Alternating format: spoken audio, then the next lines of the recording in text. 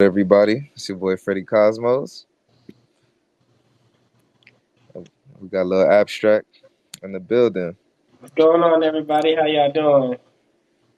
Hey, blessings, blessings, blessings. So, everybody, welcome to our first podcast today.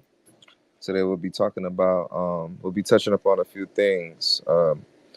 Understanding political and economic systems, and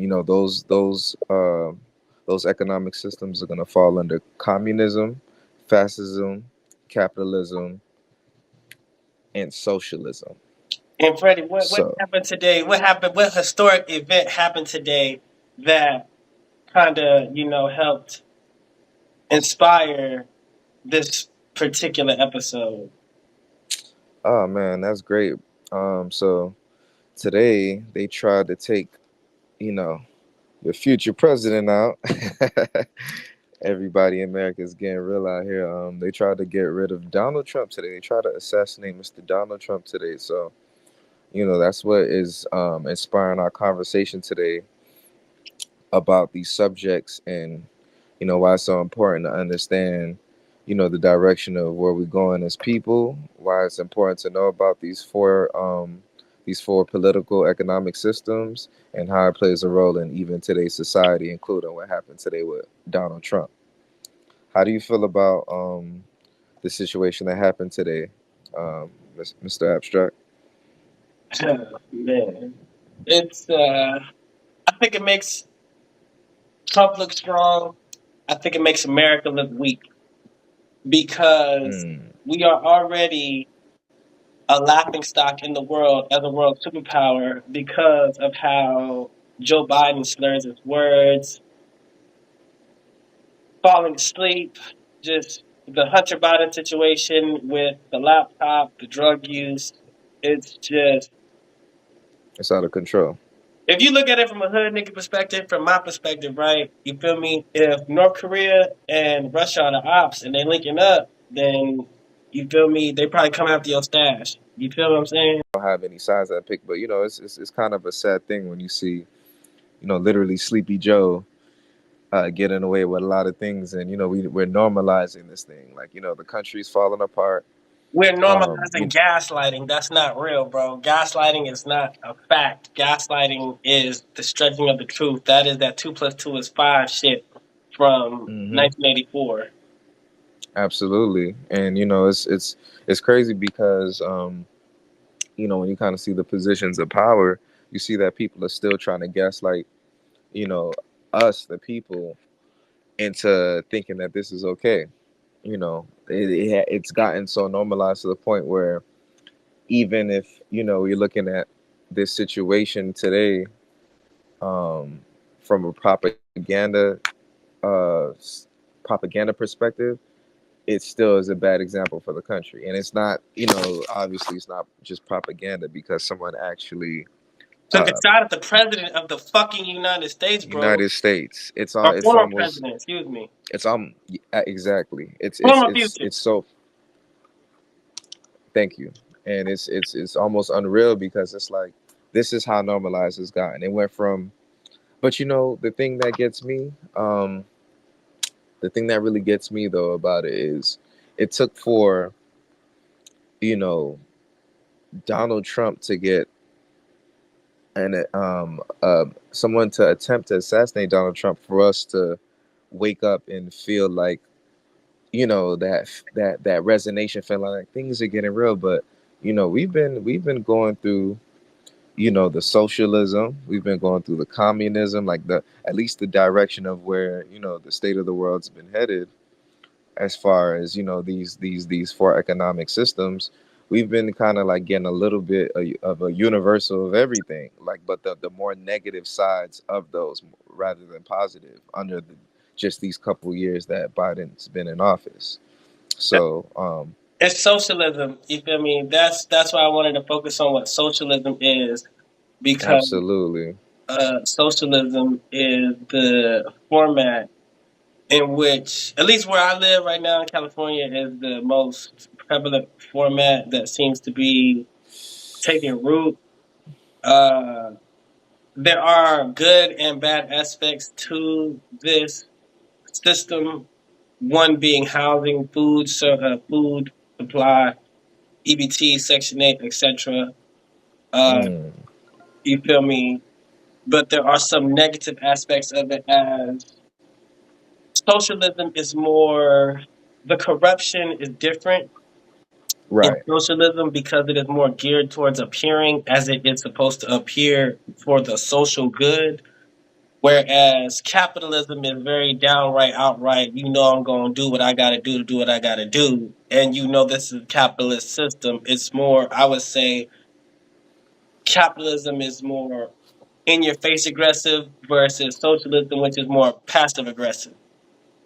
right, right. Agreed, agreed. What I say is, let me ask you this question. Okay, so because you're still in LA, but I've lived in LA before. For the people who, you know, to elaborate more on the socialism side, right? Okay. Um, would you say, as far as the homelessness in LA right now, because the cost of living is out the roof right now, right? Of course. Everywhere you look.